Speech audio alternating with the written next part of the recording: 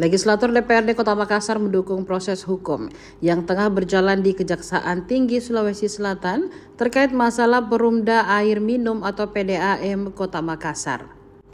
Anggota Komisi B Bidang Ekonomi dan Keuangan DPRD Makassar Basdir menyampaikan kepercayaan penuh diberikan kepada aparat penegak hukum atau APH untuk menelusuri dugaan penyimpangan dana cadangan di PDAM.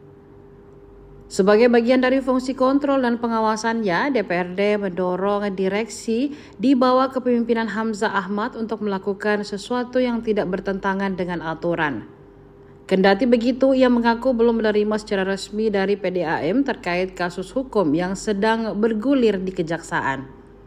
Rencananya, Komisi B akan memanggil direksi PDAM untuk menjelaskan akar masalah dari dana cadangan tersebut.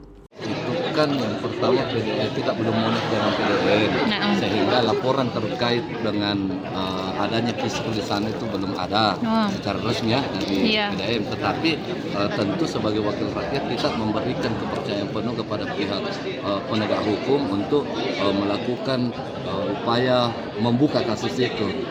Tidak ada masalah sepanjang itu sesuai dengan plan yang ada, dan di luar itu kami di DPR tentu akan melakukan fungsi seperti yang saya bilang tadi, fungsi kontrolnya, fungsi pengawasannya terhadap perusahaan daerah yang tentu di bawah naungan pemerintah kota. Nah, kita akan dorong direksi baru ini silahkan melakukan sesuatu yang kira-kira tidak bertentangan dengan undang-undang, tetapi ketika sudah bertentangan dengan aturan dan peraturan daerah, pasti akan kami ingatkan, pasti kami akan melakukan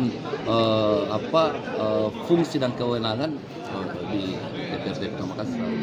Pak, kalau kita melihat soal dana cadangan yang dilakukan direksi lama itu bagaimana, Pak? Sejauh ini kalau saya secara pribadi belum terlalu tahu detailnya, sehingga agak sulit terasanya. Tetapi bulan ini kami akan undang karena jadwal monet memang kami akan pertanyakan dengan secara terbuka.